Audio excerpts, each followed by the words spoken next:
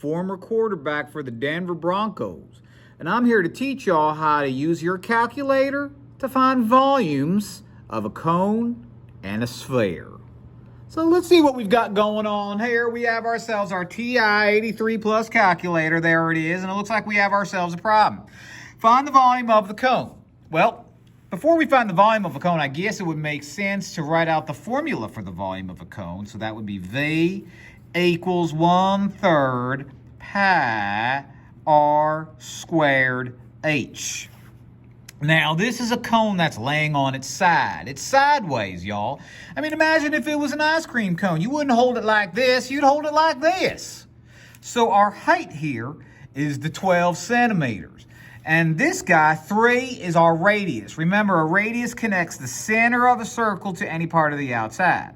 If it was the whole side, or the whole circle, pardon me, it would be considered a diameter, but this is our radius. So let's label U R, let's label U H, and then we'll start writing stuff out.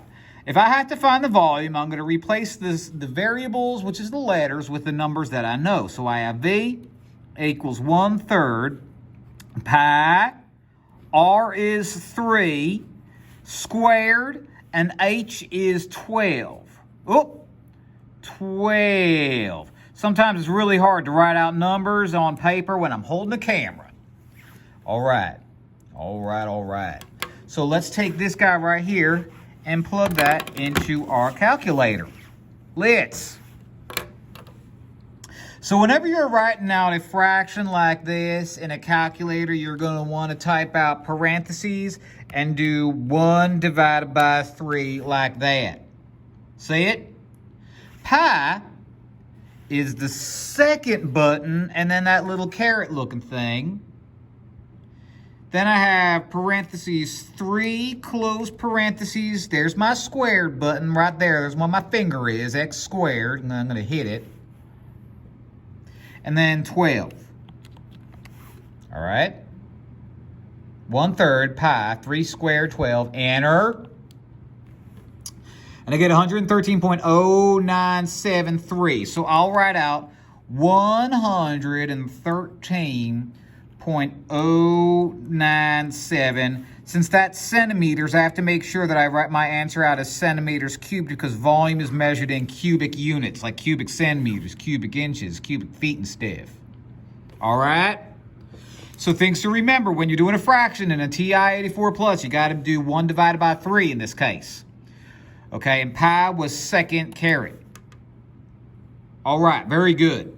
Very good. All right, we got one more, and this one we're going to work backwards.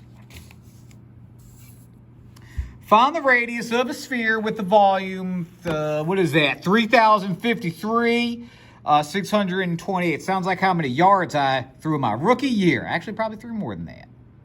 So I'm going to draw myself a radius or a sphere. Here it is. A sphere is a ball, not an oblong ball like a football is. But I'm trying to find that.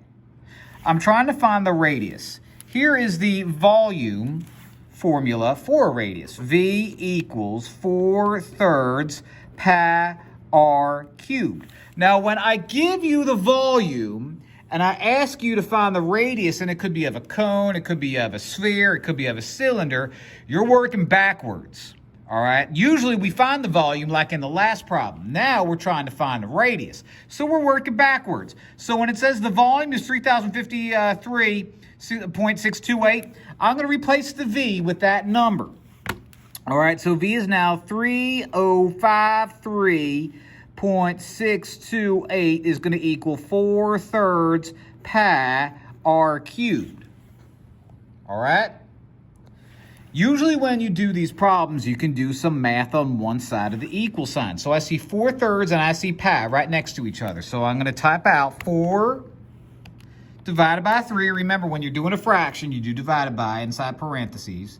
And then pi is the second caret button. And I'm going to hit enter to see what number that is. 4.18879. I'm going to write it all out. Why not? I didn't get this far just by taking shortcuts. 4.18879. And so 3,053.628 equals, wow, that looks terrible, 4.18879 r cubed. Now, is r all by itself? Nope, I have two steps. Step number one is I have to divide both sides by 4.18879. Divide both sides by 4.18879. So let's run to our calculator and do that. We have 3053.628 divided by 4.18879. Enter. And I get 729.000. So I'll just leave it like that. 0.00000. Oh my goodness. So that equals r to the third. Is r all by itself now? No, it certainly isn't. So what I'm going to do is I'm going to take the cube root of both sides. If you have to get rid of a cube, you cube root both sides. So I need to take the cube root of 729. How do I do that? The cube root button is math 4. Now the cube button is math 3. The cube root button is math 4. So I'm going to hit 4. I'm going to type out 729. Hit enter. I got 9. So my radius is going to be 9 inches. Now if you're like, why isn't it 9 inches cubed, Peyton? Well, because if I'm finding a radius is a straight line, and straight lines are measured in inches, feet, yards, whatever. Volume is measured in inches cubed, feet cubed. Well, slap me sideways and call me a Nancy because we're done that problem. Well, very exciting. I love it. Well, thank you all for watching. I hope you have a blessed day. # blessed day. And don't forget to eat your vegetables and take your vitamins. How do I turn this thing off? Is it this button? Nope. Oh, there it is.